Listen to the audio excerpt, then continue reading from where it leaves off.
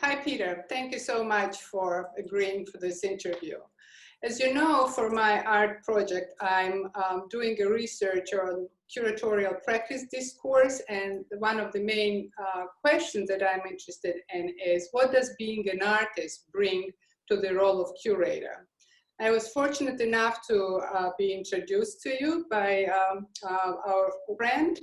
And Peter, you are the amalgamation of everybody that I'm trying to talk to about my project. You're an artist, a curator, and a gallery executive. You had a solo show in New York City. You were director of Leslie Heller Gallery in New York. You curated numerous exhibitions as independent curator, including the exhibition of Jeff Way and permanent collection for the Foundation Center in New York. Here is what Claire Bruckel, another curator and writer, said about one of your exhibitions, and I really like that quote. Gynd's deeply poetic choices were able to traverse the sentimental and instead offer a subtly provocative, formally sound, and exquisitely executed series of conversations. As an artist, could you please tell me what Peter the curator tells Peter the artist when a new work of art is being planned? That's a very good question. Both my practices really inform each other. And I think curating has really made me look at my work in terms of looking at my work outside of myself. I try to approach curating not through my own artistic lens, but through kind of the work that I'm looking at. And so I've tried to translate a little bit of that into my own practice as an artist in looking at my work outside of myself to see, like, how is this going to be viewed, you know, and kind of what are the underlying structures to the work. And I do try to definitely add layers into my work that can be unpacked as people kind of, you know, dive into it. Could you please share your website? Absolutely. So sharing now. The series that involves this kind of like cloaked or blanketed figure for a number of years now, and that just keeps sort of transforming as my relationship with it transforms. So this is kind of the current iteration of where the work is going. It's interesting that, you know, you do both photography and painting. As a photographer, it looks like you're always ignoring this sort of rule of third, and you place your figure in the middle of the composition, both actually in paintings and photography. Yeah. Can you tell me why and what is behind that decision? I'm classically trained as a painter. So I was sort of, you know, I'm fifth generation artist, so I was brought up, you know, always around art, and was actually trained in old masters oil painting techniques when I was a teenager, and then went on to study classical sculpture as well before kind of going on to art school. The rule of thirds that's in photography is really kind of like an adaptation of the golden section that was used, you know, in iconography. And so that's something I'm always thinking about is composition and kind of like that golden section. And it doesn't necessarily always fall on the thirds. I think it's 0.618 or something like that. So it's something I definitely use in my work, but I think it's also, you know, putting the figure smack dab in the center, it does throw that off, but I think there is kind of other elements sometimes that will kind of lead your eye around the work. Can you show some paintings of series of your ocean and...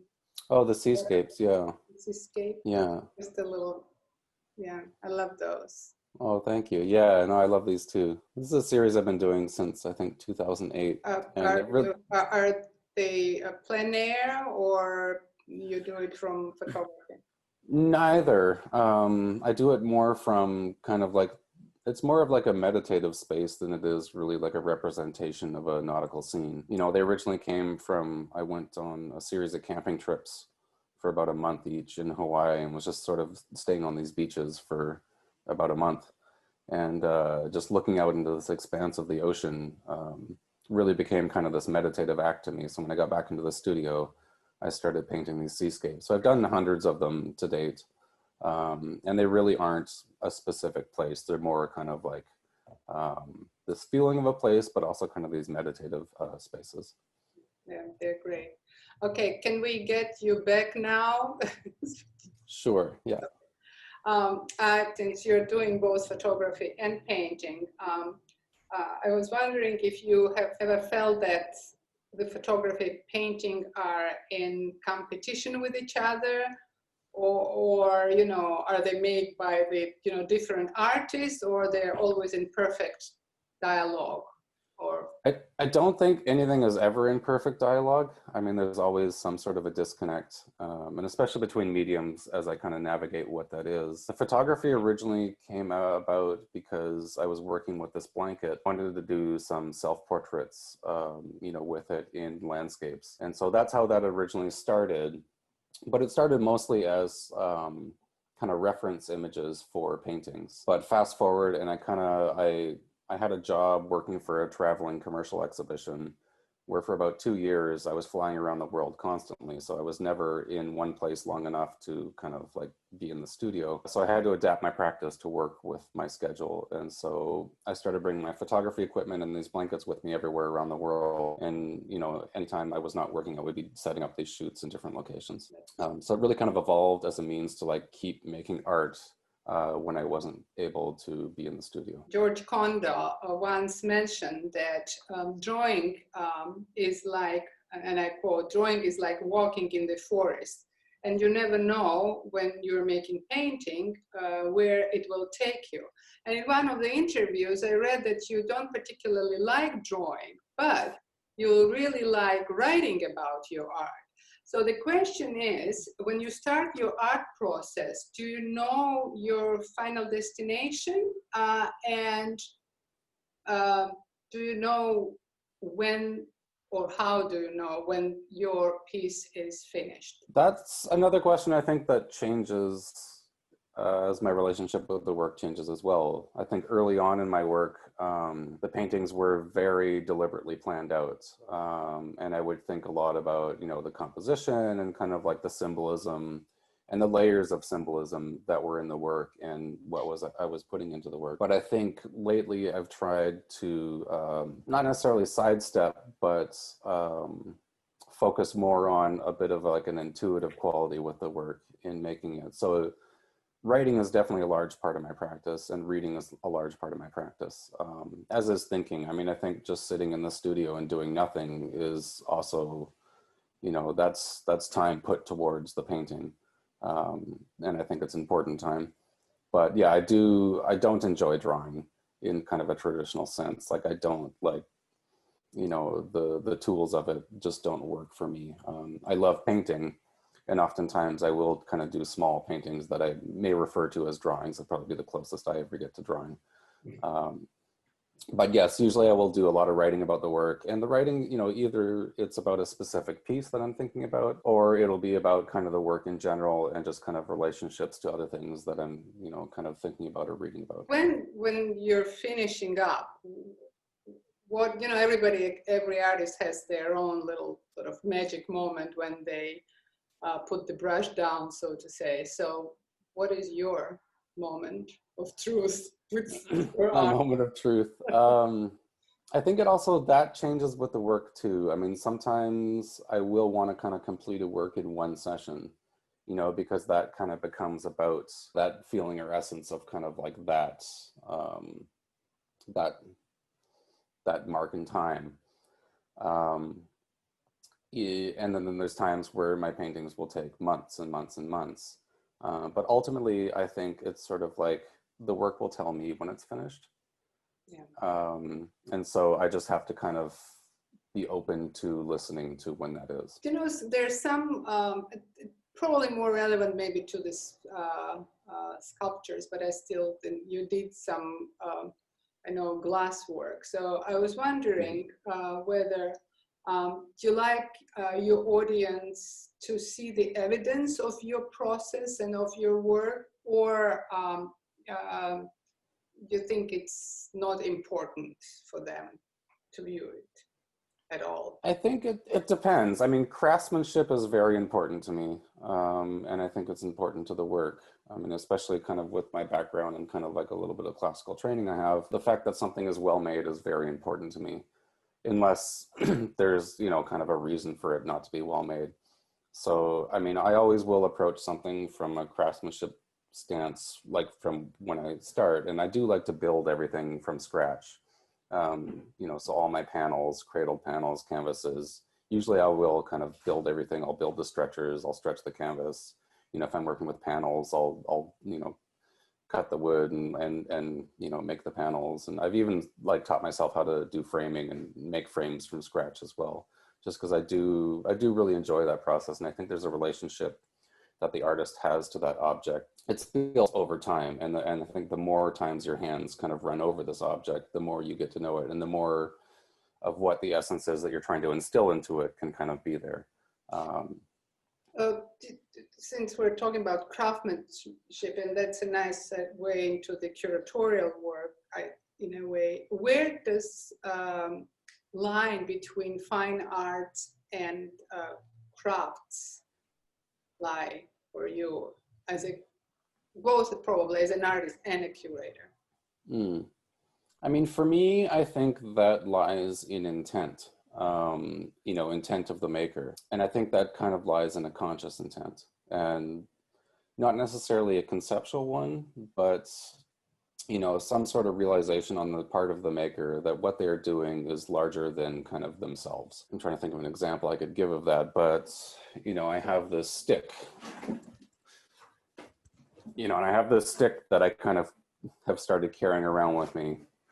And I have this kind of hypothesis that's kind of grown out of, like, you know, being an artist and working in galleries and curating and everything, and just kind of the work I see and the work that resonates for me and the work that's resonated for me throughout art history. You know, and I've you know, seen a lot of, you know, art historical works in person, just like through my travels. Kind of one thing that strikes me is, like, you could take different works throughout history and put them all together in a room, and they would still read perfectly as an incredible exhibition. You know, like, you could take a Michelangelo sculpture, you could take a Vermeer painting, you could take an Agnes Martin painting, you could take a Fiona Tan video, and like a Ron Gorchoff, and you could put them all in the same room, and that would be an amazing exhibition, because I think each one of those objects or each one of those pieces has something greater than the artist instilled into it. And so I kind of have this kind of like hypothesis that what the end work is doesn't matter at all, you know, in terms of the image or the quality or the form. It's more about what the artist has instilled into that object, you know, whether that's conceptually, spiritually, philosophically, you know, or just kind of like this meditation on it. So I have this kind of stick that I started carrying around, and I just have this like this thought that this stick, you know, if I carry it around long enough with me, will take on a meaning much greater than what its object is. So that's kind of. Yeah, you know, I was listening once to the interview with Elizabeth Murray, and she was talking about John Mitchell's work, and she was talking about how artists would usually react or could react to Mitchell's work. And she said something like, you know, it was time when artists would just say, oh, I can do it. I can throw myself into it, and I don't have to explain it to anybody. So do you think, and it's kind of, you know, related to the this about the stick, do you think it is still makes sense today, or do you feel that the artists have to explain in a way what they do as a, you know, as a final when you go to the gallery or exhibition, whether it has to be explained to the viewer? I mean, I think it does, and I think it's. You know, I mean, like, you know, the post-war period and then kind of, you know, into the 1960s was a very experimental time, you know, especially in American art. And it really was about this kind of space of exploration. And I think at that point, you didn't really need to explain what you're doing because everyone was trying to figure it out at the same time. I think it's a much different art world today, and it's also a much different audience. I mean, back then, the only people really looking at these things were people that were either artists or really dedicated collectors. I don't think they were reaching very wide audiences. But now, I mean, you know, since art has become like a business, I think people do expect a lot more from it. But I think also the general education on art and how to look at art and how to read art has definitely dropped significantly. At least from my experience in North America, is most people don't have the language to approach art to be able to try and understand what it might be. And so they do need they need an entry point to be able to kind of engage with the work if it is, anything other than a representational picture. You mentioned art collector, and there's one art collector in Hong Kong. His name is Johnson Chang. And it was interesting what he mentioned, that all great art is contingent on the greater historical transformation of the world that artists live in. And that artists are fortunate in the time when their craft is called upon to produce forms that make sense of their time. What do you think about this statement? And there are a couple of questions that I was having in mind while reading that. Do you believe that artists could and should always impact societies? And if they feel that they can't do it, what should they do? Should they?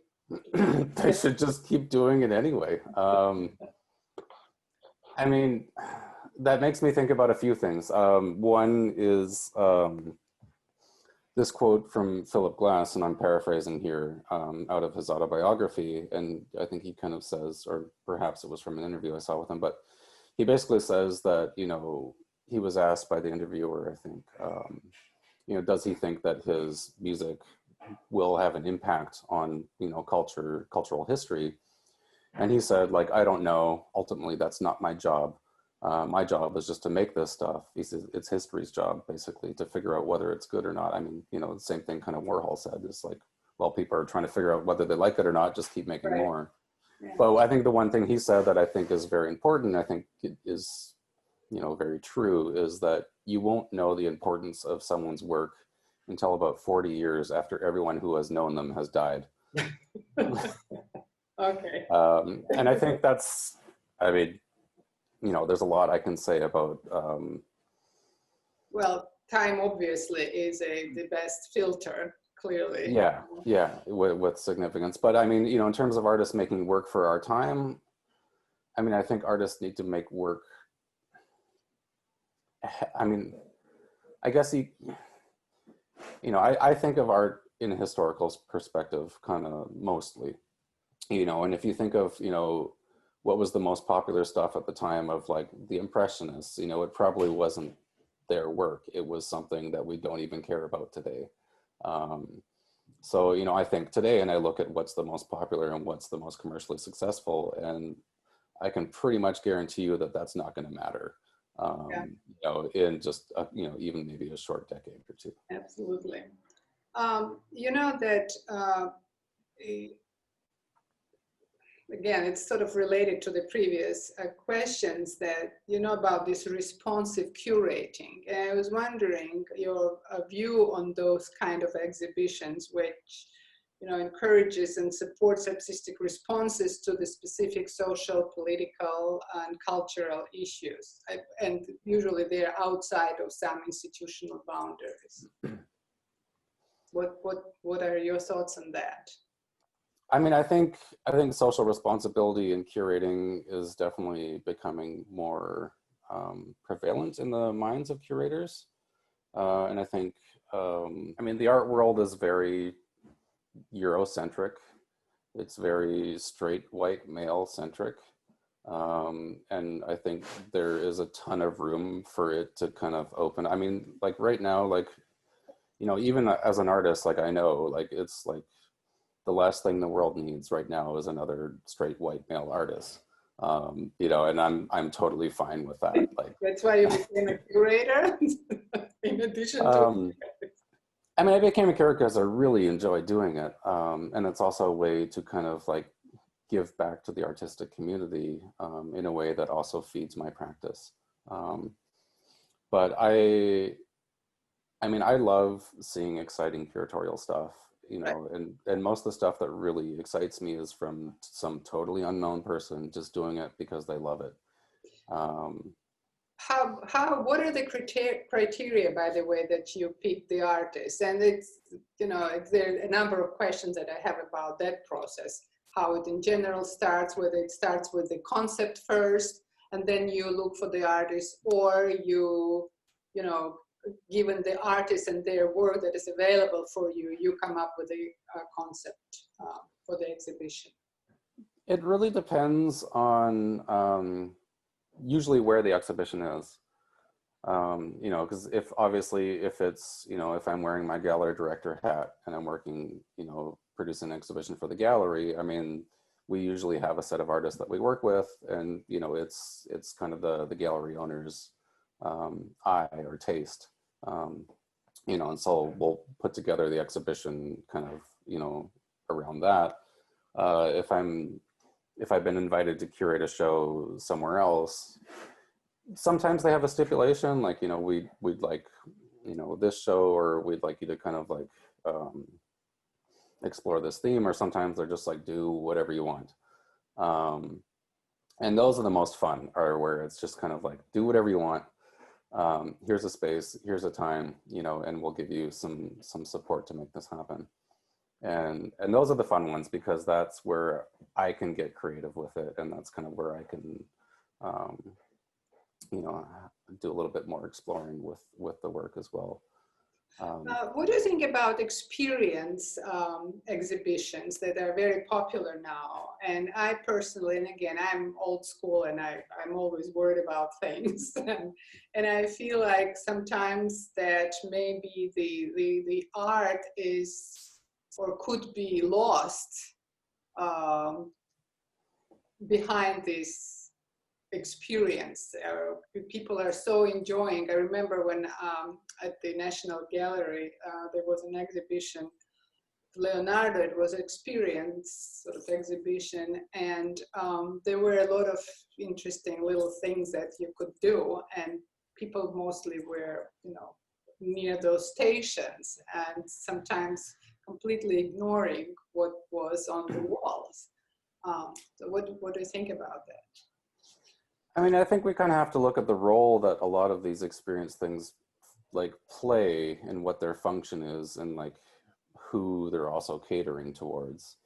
I mean, those exhibitions are not catered towards people who are art educated. I think those are kind of more to get a general population into that cultural setting, you know, and it's engaging them in a mode that they can obviously connect with, to try and, you know, via that connect to this other thing, you know, which is kind of the, I guess, you know, the more art part of it. And I think it's a difficult. They bring the people in. That's clearly, you know, think about it. By the way, yeah, sorry. Sorry. Oh, and I was just gonna say, you know, working for commercial exhibitions as well, like it made me look at, you know, high production museum exhibitions in a totally different way, because I understand like most of that stuff is about ticket sales, you know, and as most cultural institutions are struggling, you know, especially in the United States, where they don't get a lot of government funding, you know, they need to rely on getting bodies through the door that are paying an admission fee. And, you know, mostly the exhibitions that are going to do that, I mean, it's like, you know, why was the Brooklyn Museum doing a David Bowie exhibition? You know, why was the Met showing Prince's guitar? Like, you know, what does that have to do with art necessarily? But I think it's sort of like mitigating, getting people in and hoping that they'll connect in some way while they're there, versus, you know, having that kind of art foundation of it. Do you think the curatorial work or essence of curatorial work changes based on where you're doing an exhibition and what kind of exhibition, or the principles are still the same? And if yes, what are the main principles, for example, for you as a curator? I mean, I'm not trained as a curator. It's just something I enjoyed doing and just started doing. So I don't have like a formal education in it. So I think someone who does would approach it very differently, and perhaps might be able to voice the differences a little bit more specifically with that. I can only speak to just kind of like my own experience and my own interest in it. And it's something I do because I really enjoy doing it. And I kind of view each show almost like as an artwork, and so each one I want to be unique. I want it to be interesting. I want it to be engaging, and I want to highlight the work in the best way possible, within the circumstances of what the exhibition is. Probably the most recent show I did was a solo exhibition of Jody McDonald at Radiator Gallery in New York City. And Jody works kind of, not necessarily these dioramas, but these little scenes that she's built with these kind of doll figures that are all kind of these made up characters that she's kind of taken from bits and pieces of like circus sideshow history. You have some, I think, would you mind showing maybe a couple of the pictures from this exhibition? From that exhibition? Yeah. Yeah, let me just see if I can pull it up real quick. So this is one of the pieces in the show. And so she has all these characters and she's kind of looking at the history of sideshow and freak show and just a lot of the language around that. And then just kind of inserts her own total bizarre narratives into it as well and creates these incredibly intricate sculptures that, just kind of use those kind of sideshow language as like a jumping off point to make these totally crazy pieces that, reference art historical works, reference her own personal narratives, but also just like go down the rabbit hole on these other themes. So she uses all kinds of materials, right? It's mixed. All kinds of material, mixed media, but the level of detail in every single piece is just absolutely incredible. And just, the point of completion that she takes everything. It's pretty amazing. And we talked before kind of about art and craft. And I think this is something she's explored in her practice as well, is, working kind of with these doll-like forms as people reading it as craft sometimes. But this is where I talk about where the intent changes, I think, the way something's read. And, I think the fact that she has, this incredible amount of like thought and execution behind each piece really does change the way that it is read as an object. What do you think are the advantages and disadvantages to being an artist while you're curating a show? I mean, the advantages of it is I think it's really given a lot to my artistic practice. Like I think the way I look at my work constantly changes because I'm having these conversations with all these other artists about their work, which inevitably kind of makes you think about your own work in a different light. I think it really makes me question every part of my work a little bit more. Just in the way that I approach other artists' work, I want to know, like, why are you doing this? Why are these decisions made? Why did you use this instead of that? And I think those are questions that have definitely, I ask myself constantly. And I think it's also like thinking about my work in kind of a broader perspective of not only like art history, but, what's happening, in cultural production today. I'm not in my studio with blinders on with my back to the world. I'm still like very aware of kind of like what's happening out there. But I think the downsides of that are, especially being a curator and probably even more as a gallerist is, people don't necessarily want to give time to your artistic side because they want something from you as a curator, they want something from you as a gallerist.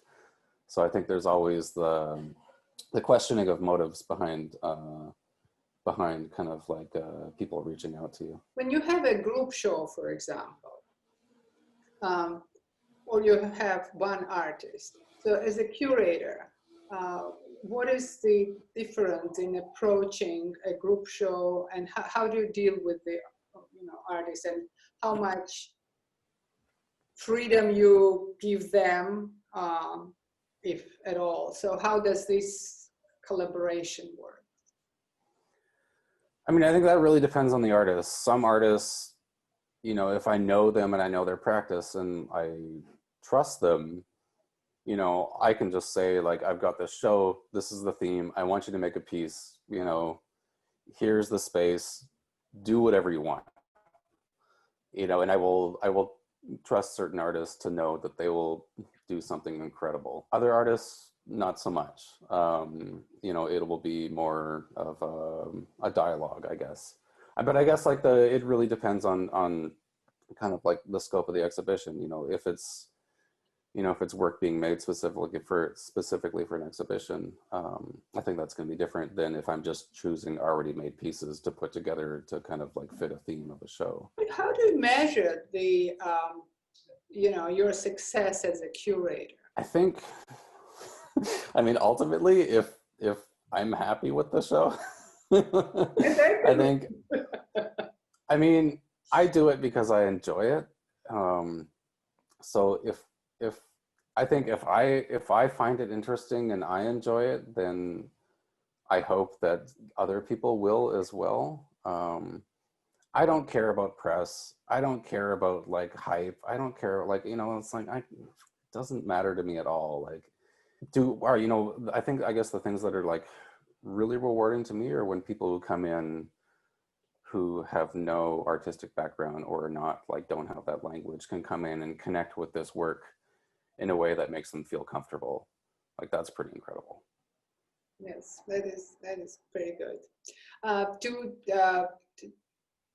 The notion of marketability come to your mind when you choose the artist at all?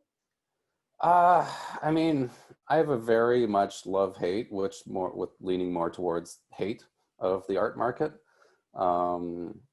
You know, and we can maybe talk about that a little bit more later, but yeah, I don't care at all about the marketability of work.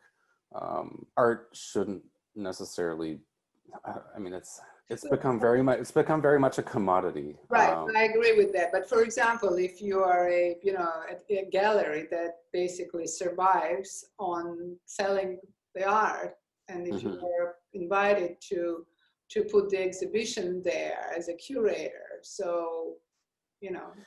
I mean, there's a difference in that. I think if I'm invited as a curator to put together an exhibition for another gallery, I don't care at all about that work selling. That's not my job. You know, that's the gallery's job. My job is to put together a great exhibition. If I'm putting together a show for my own gallery, then that's a different story, because I know that we have, you know, we have these expenses that we have to cover every month, and, you know, the gallery only gets half of, you know, whatever the sale price is. So you have to sell double of whatever you need to be able to just cover your expenses. So it's like, it's a constant state of balance, I think. But pretty much no exhibition covers its own costs when it's up, you know? And so there's a lot of ways that you kind of have to kind of like think about an exhibition in terms of sales. And it's not generally, you know, how much work you can sell while that show is up, because that rarely ever happens. Well, I guess there are different ways of trying to get financing. But again, that's a separate probably interview for a long time. Where do you look for your artists? Do you go to graduate shows, word of mouth? I mean, I go to as much as I can. You know, open studios, graduate shows, you know, exhibitions in small galleries in the middle of nowhere, you know, like when like people put on shows in their apartment, like I love that stuff. You know, even when it's terrible, it's still good, because it's like, it's people who are doing it because they care about it, right? Not because they're like looking for, trying to make sales or looking for recognition or, you know, trying to get a review and hyperallergic. Like, they're just like, they love doing it, and so they're doing it. And that's like, you know, that's why I love going to that stuff. It can be difficult to find work sometimes. You know, I think there's a lot of different art worlds, and they're not all, you know, they don't necessarily all cross paths. It can be hard to find certain communities. So it just kind of takes some digging and it takes some legwork. But, you know, honestly, you know, in the gallery setting, when we're looking for new artists, the very first thing we do is ask the artists that we already work with, like, you know, hey, you know, who should I be looking at? Because, you know, every artist is involved in the greater community. And so they're going to have a lot of artists that they're looking at, you know, and they're like, oh, this person's doing some really interesting stuff. You should check out their work. You know, and within the gallerist side of it, like, you know, we definitely always look because we respect their opinion and they kind of know what we're looking for. And if it does kind of fit with our programming, we'll definitely, you know, try it out. Do you use social media for, you know, some artists, some galleries are looking on Instagram, for example, or Facebook? Instagram is a great place to look for art. It's easy. I mean, you can do it while you're like, you know, sitting on the bus or the train or whatever. Like I've definitely found artists that I've worked with off of Instagram. There's a lot of garbage, I think, that you have to weed through, but there's a lot of garbage everywhere that you have to weed through. But there's definitely, I think it opens up. I mean, this is another reason why I think the gallery industry as a whole is kind of going to be disappearing. You know, I originally thought that the gallery industry would probably be gone in about 5 years, but I think it'll be much, much sooner than that now. But, you know, it's an exciting time to be an artist because of things like Instagram. You know, galleries are no longer really the gatekeepers that they once were. Right. And, you know, artists have an access to an entire world, you know, through this app on their phone. You know, especially during this time of pandemic, the digital curation became very popular and important. So going forward, do you think this will have some sort of impact on regular curatorial work? Yeah. And if yes, what kind of? How do you imagine the future of it? I mean, people have been throwing everything they can at the wall and seeing what sticks in terms of digital exhibitions for as long as the internet's existed. I don't think anyone's found anything interesting enough yet to be truly engaging the same way that in-person experience is engaging. I think once that happens, that will be an entirely new world, but we're not even close to that yet. You know, right now it's just like online viewing rooms, and sometimes someone will create like a 3D, you know, gallery model that they'll put the artworks into that you can walk through. But I don't think anything yet has replaced the experience of, you know, being in front of a work or walking around a work. So I don't know, you know, where that's going to go. It's not going away. It's only going to get more important. And I think it's only going to become like a larger part of just kind of the art world.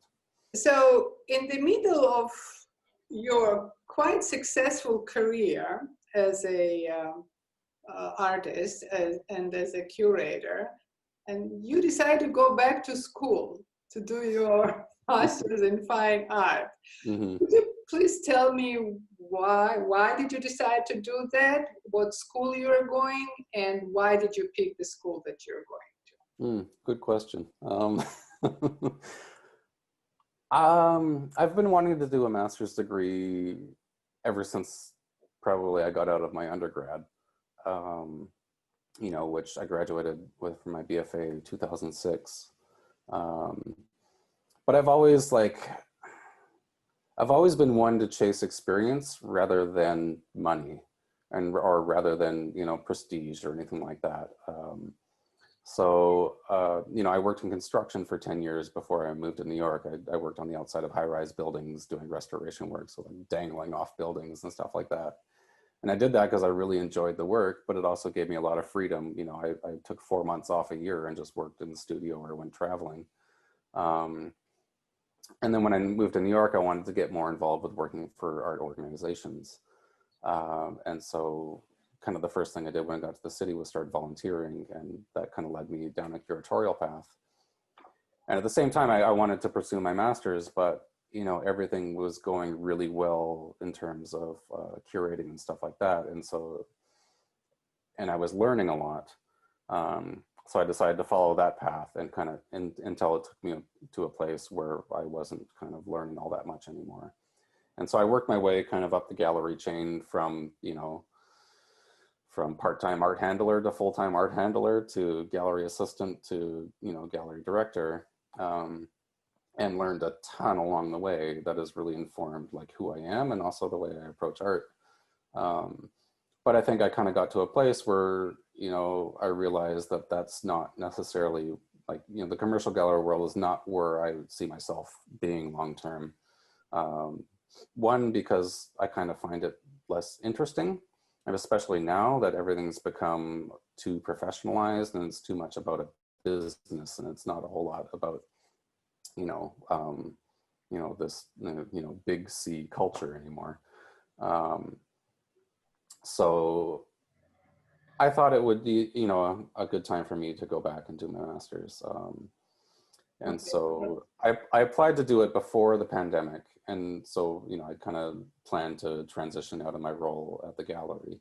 But then the pandemic hit and that just kind of like sped everything up quite a bit. But now it's actually the perfect time to be going back to school because I mean, it's a great time to be in education, but it's also like nothing's happening in the world. So it's like, there's not that fear of missing out. Exactly. That's how I feel while writing my dissertation right now. So which school are you going to? So I'm in the painting and drawing program at Brooklyn College, which is part of the City University of New York. Great school. Great school, great history. I mean, I think Rothko taught there, Elizabeth Murray taught there. I mean, there's some incredible professors there right now. Beautiful campus too. Yeah, I haven't been to the campus, so I don't know. You'll have time, I hope. That's great. Good for you. Yeah. So speaking about contemporary art and concept-driven contemporary art, and given the fact that you were trained as a traditional artist, do you think that the traditional skills that are taught at the art academies are somehow diminishing and becoming less important? I think that really depends on the institution, because I think each institution has its own pedagogy of like, you know, what it's doing. I went to, like the college I went to, I picked specifically because they have a very strong focus on craftsmanship and skills, you know, as well as, you know, kind of building up the conceptual side of it. And I'm talking about my undergrad right now. I think Alberta, in Canada, right? Yeah, the Alberta College of Art and Design.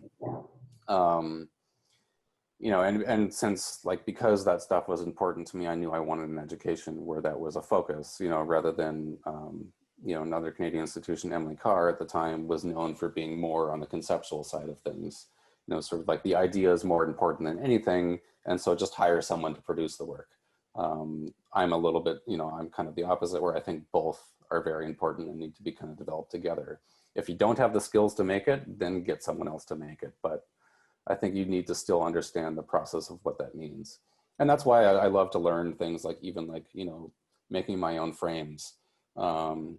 I don't need to do it, but I like understanding the process of it, I think has made me change the way I approach doing it. You know, even if it's getting someone else to.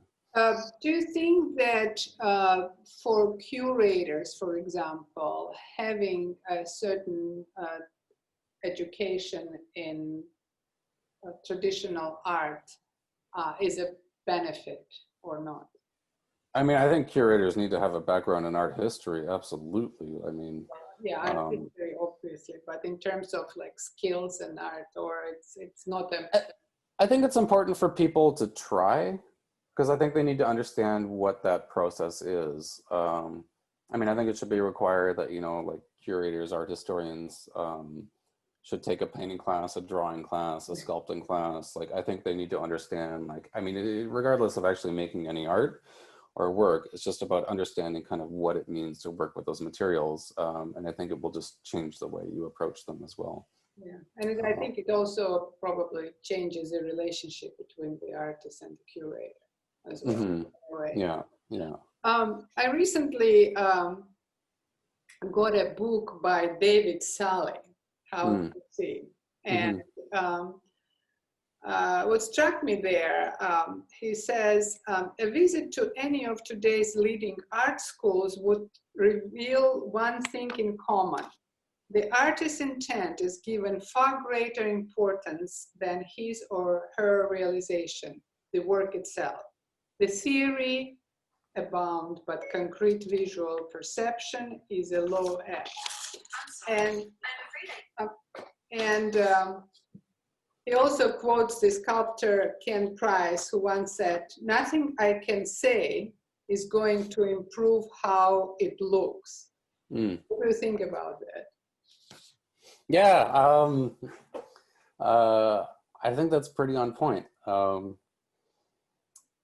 mean, you know, as a curator and also, but also I think more importantly as an artist, like I'm after the long look, you know. I want work. What do you mean by the long look? The long look, like, you know, I'm not interested in one-liners, you know, like I want work that kind of warrants, but also demands time. Okay. You know, and the more time you give to the work, the more the work gives to you. You know, in terms of art programs focusing more on the content rather than, I won't say the quality, but like the work. You know, I think most, I mean, especially in America, most college programs are a business.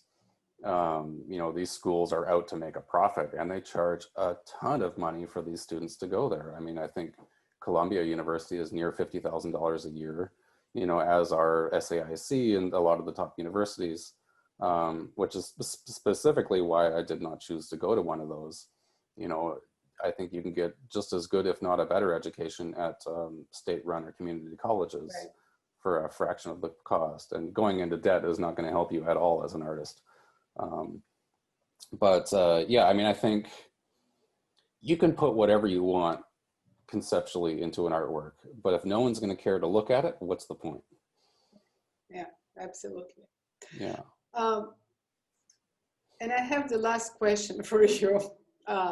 If you had to choose between being an artist or being a curator or being a writer about art or being an educator, what would you choose and why? I mean, I think I love all those different things. I mean, I think it's just like, I guess like, what would be the, you know, I always question like, what's my goal as an artist? What's my goal as a curator? What's my goal as a cultural producer? And if that is to kind of like understand what it means to exist or what it means to contribute to culture, you know, or what it means to kind of like be part of this thing with a historical lineage, then, I mean, what does it ultimately really matter whether you're an artist or whether you're a curator? I think if you're contributing from, you know, the right place to any of those, I mean, I think you can find what you're looking for in all of them. Having said that, I think I've pursued different avenues at different times in my life, and I think I will continue to do that as well. Thank you so much. Really appreciate it, and good luck with all your studies. My pleasure. Thank you so much.